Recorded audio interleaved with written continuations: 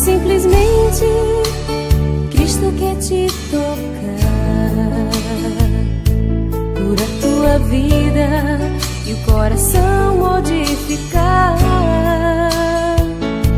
Pois na simplicidade Ele te leva à conversão,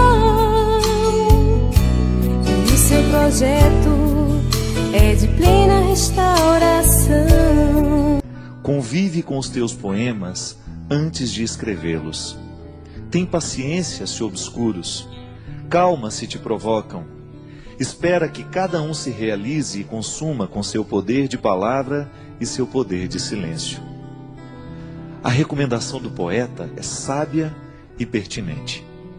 Um poema só é bom, se maturado na sementeira do silêncio. Antes de se tornar palavra, a poesia é experiência de vida silenciosa. Os artistas sabem disso, e nós precisamos aprender. Demora naquilo que você precisa dizer. Livre-se da pressa de querer dar ordens ao mundo. É mais fácil a gente se arrepender de uma palavra dita do que de um silêncio. Palavra errada na hora errada pode se transformar em ferida naquele que ouviu, também naquele que disse. Há muitos momentos da vida em que o silêncio é a resposta mais sábia que nós podemos dar a alguém. Na pressa de falar, corremos o risco de dizer o que não queremos. E diante de tudo o que foi dito, nem sempre temos a possibilidade de consertar o erro. Palavras erradas costumam machucar para o resto da vida. Já os silêncios certos, esses possuem o dom de consertar. Por isso, prepara bem a palavra que será dita. Palavras apressadas não combinam com sabedoria. Os sábios sempre preferem o silêncio. E nos seus poucos dizeres está condensada uma fonte inesgotável de sabedoria. Não caia na tentação do discurso banal, da explicação simplória. Queira a profundidade da fala que nos pede calma. Calma para dizer, calma para ouvir. Uma regra interessante para que tenhamos uma boa compreensão de um texto é justamente a calma. Só assim podemos adentrar nos significados que o autor quis sugerir e, consequentemente, mergulhar no mistério do seu texto. Leituras apressadas podem fomentar equívocos. E equívoco é uma espécie de desentendimento entre o que escreve e aquele que lê. É uma forma de obstáculo para a compreensão da linguagem. Na comunicação verbal cotidiana, isso sempre acontece. Dizemos e não somos compreendidos. Diante do impasse, duas realidades são possíveis.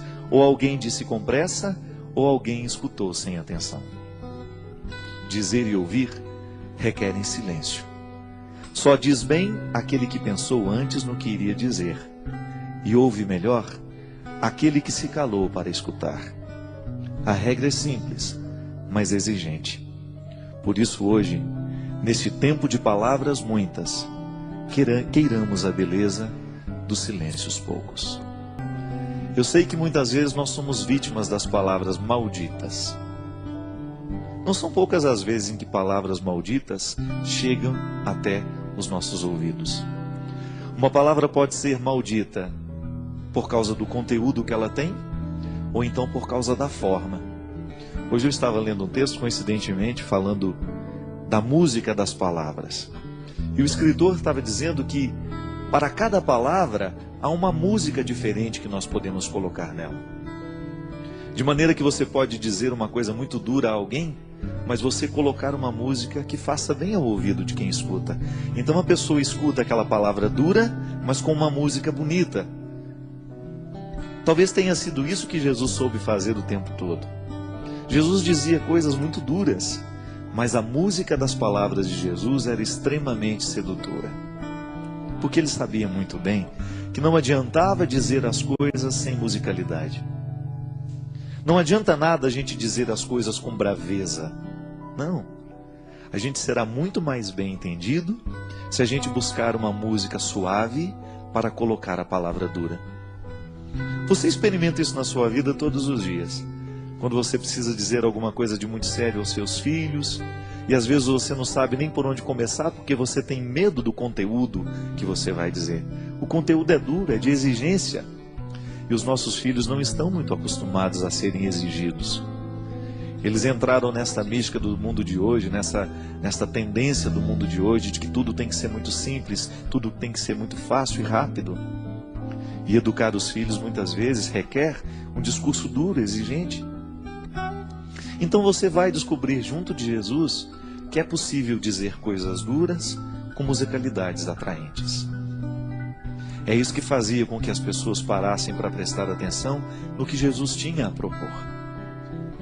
O reino de Deus que Jesus propunha não era coisa fácil, não era coisa simples. Dá trabalho construir o reino. Mas ele construía de um jeito tão terno que as pessoas esqueciam a dureza da palavra e se prendiam na música que envolvia aquela palavra. Por isso o seguimento acontecia com tanta intensidade. Tantas pessoas por causa da música que estava revestindo tudo aquilo que ele dizia.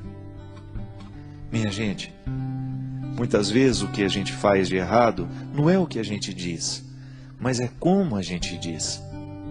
É a música que a gente coloca na frase. Pode ser que hoje você tenha ferido alguém com aquilo que você disse. Pode ser que hoje você tenha sido ferido por alguém com aquilo que você disse. E talvez você não tenha errado naquilo que você disse. Você tinha razão naquilo que você disse.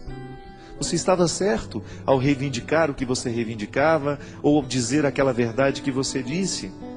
Mas talvez você não tenha escolhido o melhor jeito de dizer. Talvez você se perdeu na pressa, na raiva, na ira. É estranho, mas na vida a gente perde a razão quando a gente fica bravo. Na vida a gente perde a ternura quando a gente se irrita, porque a ira, ela tem o poder de retirar de nós a sabedoria. E quando nós estamos fora da sabedoria, geralmente nós não sabemos colocar músicas nas palavras. Todos nós gostamos de música. Todos nós gostamos de ouvir aquilo que entrou um dia dentro do nosso coração, nos fez bem. Por quê? A palavra veio com música, ela não veio sozinha. O intérprete colocou naquela palavra uma intenção tão bonita que você de fato acreditou naquilo que ele estava cantando. Uma canção bem interpretada, ela expressa todo o poder de verdade que o compositor quis dar. Mas aquele que interpreta, o bom intérprete, ele faz a canção se tornar ainda mais verdadeira do que quando nasceu da mão do compositor. Porque ele soube colocar a intenção da voz. Eu, quando dava aula na faculdade de teologia, lá na faculdade Beuniana, eu sempre dizia para os meus alunos que seriam padres um dia: olha, cuidado para você não ficar com um tom de voz, um jeito de falar igual a todo mundo. Busque a melodia das palavras. Busque o seu jeito de dizer. E que o seu jeito de dizer as verdades evangélicas, que o seu jeito de ensinar o evangelho, a palavra de Jesus, as coisas boas da vida, estejam de acordo com aquilo que você verdadeiramente acredita em e identifica neste mundo como ternura. A palavra pode ser dura, mas a música que envolve a palavra não precisa ser. Porque aí você vai ter um poder de convencer muito maior do que se você estivesse usando a palavra dura com uma capa, uma armadura. Não. Todos nós temos medo de armadura, porque ela nos recorda a guerra.